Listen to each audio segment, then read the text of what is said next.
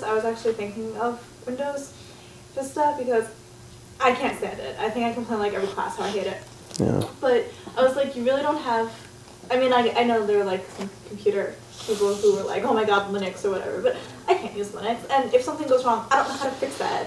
I know how to call up like, people know how to fix Apple, you know, like the OS, Apple OS, or they know how to fix, you know, like Windows, but you really don't have a lot of choices, and that's like kind of, you know, when you're saying like deregulation, not only just with the like media, but a lot of, it's the same thing, the conglomerates when it comes to TV and news, and it happens with the computers and like different technologies and different stuff like that, and you don't have choices, so then all of a sudden you're like, shit, I don't like either of these, but I have to learn how to deal with one of them, because there's no other option. And like, I think that, you know, is happening more and more these days with not just media, but everything, like.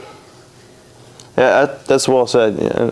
I think that there are other options, it's just that people neglect to see them. They don't feel that they want to do the work to build that other option. For instance, with other operating systems, you could build, I mean, I wouldn't, but you could technically build your own operating system and have it run. And you're not conforming to what other people, and you have full power. So I'm just saying that there's options. Well, I'm just saying, like, there are options, like, yeah, like people. What I'm gonna do. Yeah, I need to. I called my computer guy about it already. But like, and I'm saying like people do use Linux and other stuff, but like mainstream, I'm not a computer person like that. I'm retarded. But if there were other options that were easier to get, like, you know, where you went and you could pick one of like 6 operating systems and you can install your stuff and you didn't have to know all this in the background to, you know, like it would be if you had more of a selection and stuff, but by there only being so many options, and I think that, you know, the same with like phones and stuff, you used to have so many options for phones. I don't talk about cell phones, but like your landline phones and stuff, now you have like 3, 4 options. Like, and it's kind of everything is just getting consolidated and people are merging and stuff. And well, that's because people accept it. I mean, people, back in the day, everyone did everything on their own pretty much. You know, they built their own houses, they made their own food, they went hunting. Now people are just so convenienced by everything that they don't want to look at it and actually go out and do all the work. I mean, I'm one of those people. I like it, so I don't mind it, but that's what It puts you at a disadvantage in other ways. like, it is convenient. I'm not gonna lie. And it is nice that, okay, we have Google and Google can find like anything you type out any place on the internet. But I like sometimes wonder, and we do have, you know, some like Yahoo and stuff still out there, but in like 10 years, is Google going to be our only search, you know, search option? Like, when is it going to block it? You know, like, how far is it going to keep going? Because it's really nice, and, you know, I liked Windows before, but now that I only have 2 options and I can't stand either of them, I'm not really, you know what I mean? Like, there's a point where this is great, and then all of a sudden you're like, oh no, what did we accept? And like, look where we are now. Yeah. I was just wondering, you know, there was one of those rare moments. It felt like, you know, maybe a couple of years ago, when YouTube suddenly got way bigger. It went from nothing to huge, and it was, whoa, you know, where did this come from? Where does it belong to? And I was wondering, you know, like, if you had any thoughts about that, like, you know, those moments when, like, well, hey, this really doesn't exactly belong to anybody. We're not making money off it. Like, what happens then? Well, I mean, that's sort of good in a way. I almost feel like, because I love the chaos. Yeah, because even with Google, we don't know what we're getting with those search engines, and I would maybe think maybe this is a little, maybe I'm jaded by the article now, but maybe some of their this could be true. Some of the people who give Google money get put on top of the list. Oh, sure. So all right, so that's the way it goes. And you know what else was in the article I didn't get to mention? They argue that we don't even have leisure time anymore, because of what's fed to us, because MTV gives us the music that they want us to listen to, and we get the sports that we're supposed to watch. I know, like, I have to fight to watch soccer. It's not as bad as it used to be, but it's a literal fight now. So it's not leisure, I mean, so, and, you know, whatever. So. In our book, there was the article that there's this reciprocal relationship, that we work more efficiently, so we have to have our leisure has to be more efficient. So we need to buy the things that make our leisure more efficient, but to do that, we need to work more efficiently so that we earn enough to buy the things to make our leisure more efficient. So it just keeps going round and round.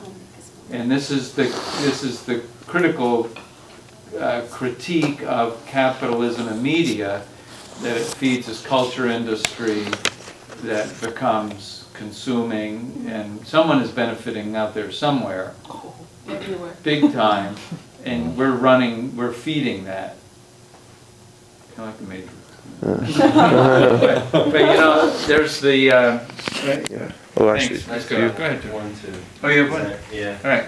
sadly. Let me just talk a little bit about this, though, while we're on this. I don't know if you're familiar with the concept of the dark web, if you're familiar with the idea.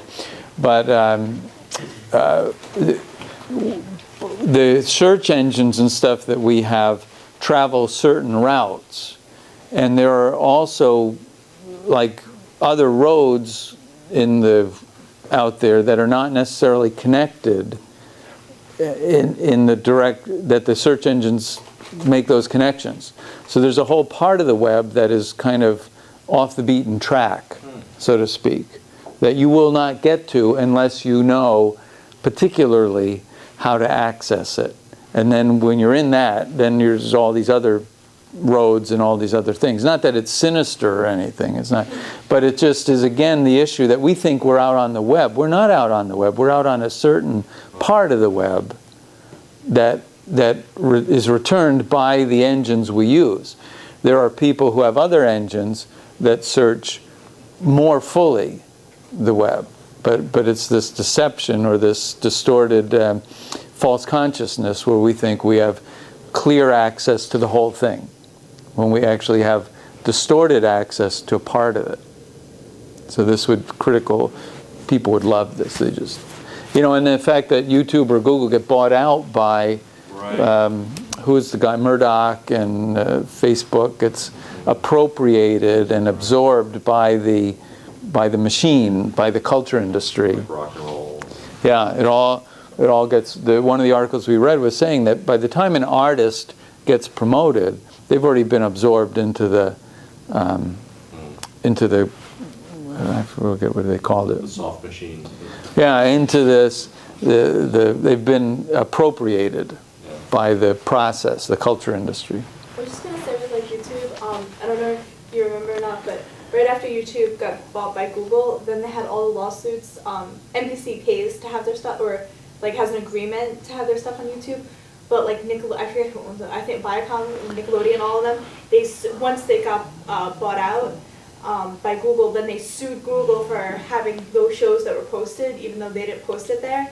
Like, because they didn't like somebody would watch Rugrats and like post Rugrats, and even though it was the individual who posted it, Google and YouTube allowed it. So like once it went into that thing where it was a major corporation, then like all these lawsuits and everything were. And now, like, when you post it, you have to do a whole thing that you're not taking copyrighted materials and, like, sign your life away on it and stuff. Like, it changed the system. Right. And the article argues for democratized, deregulated, where all the voices can percolate up and be heard, which is like Habermas, and the ideal speech situation, so that everybody all the stakeholders are at the table in an uncoerced, not frightened way, that they can participate fully. Dietz makes this whole thing about Habermas's idealism, in his article, goes over that whole thing but still believes in it, and we'll look at one of his series. So Joe, come and do your article, and then we'll take a break. And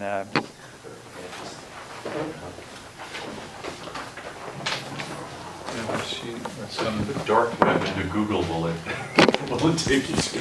probably not. Get rewired.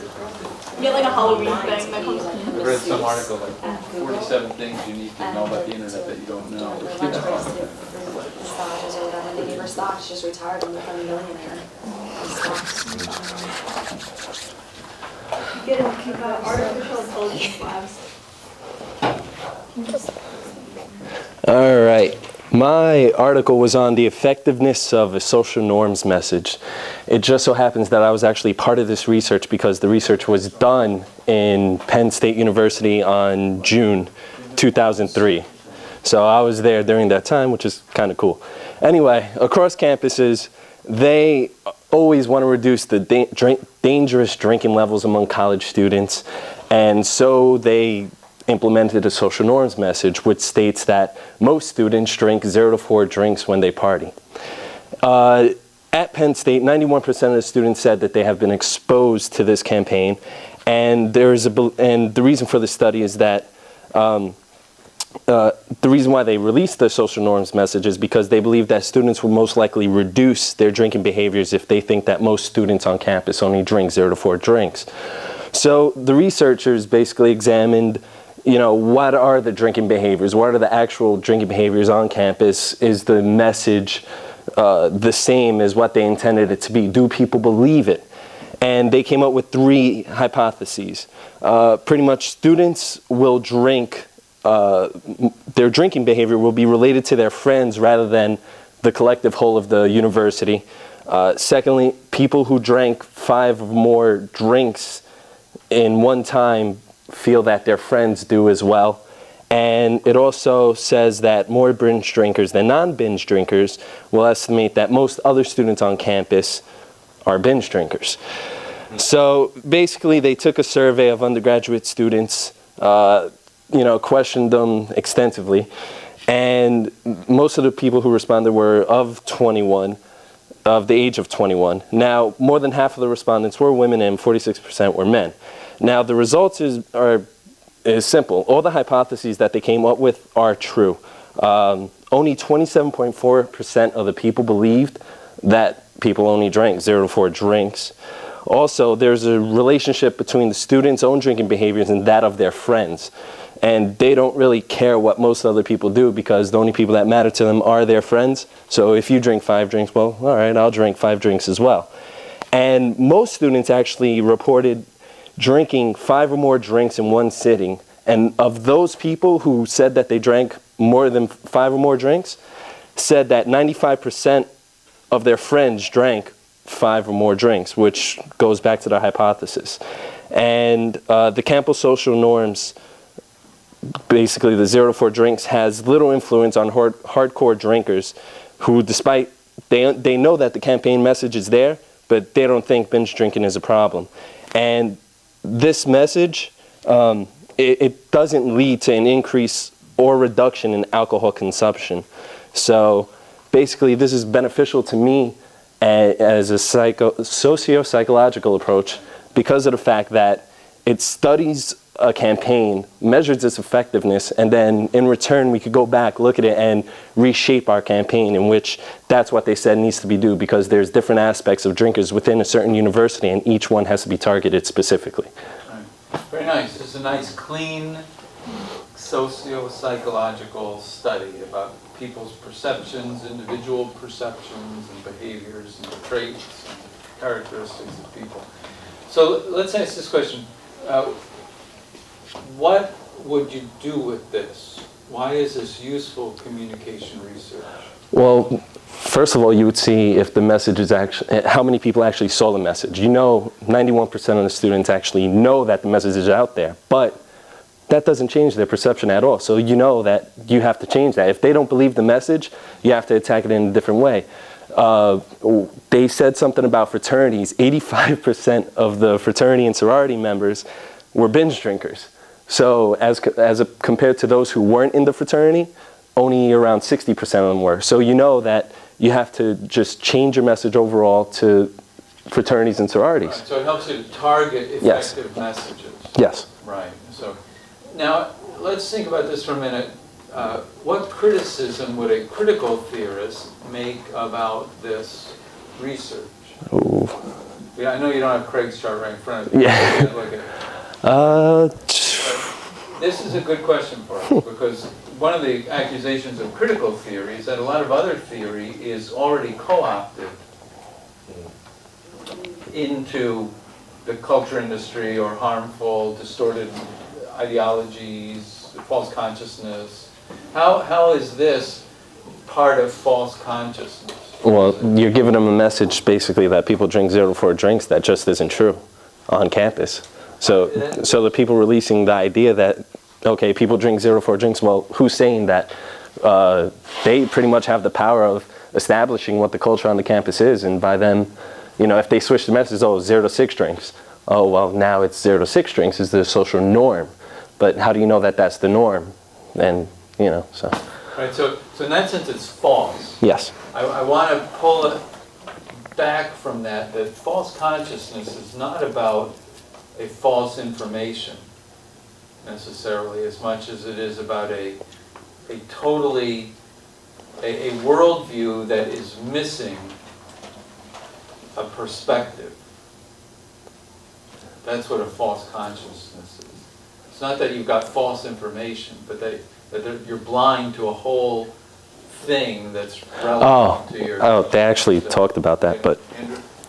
Couldn't you say that this applies to the saying that there's statistics and damn statistics? Because what you can do with the statistics is manipulate them to give you what you want your audience to see.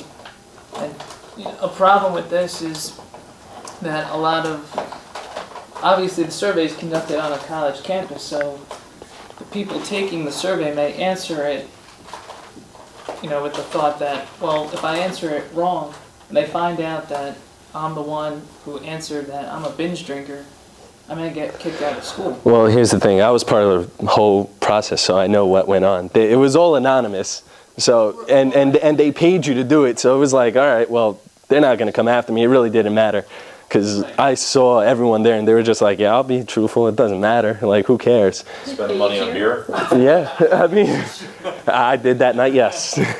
But they actually said that most of the respondents were of 21 and older, but a majority of the campus is actually under 21. So in a sense that they neglected that whole side of the study. Which That's is probably true. the most important side to Yeah. study.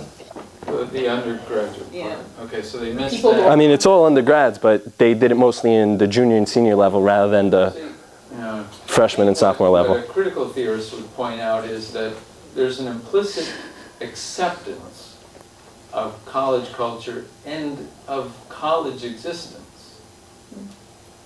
That a critical theorist would want to say, why do you accept this whole package? And what is it doing to your life to be part of this whole package?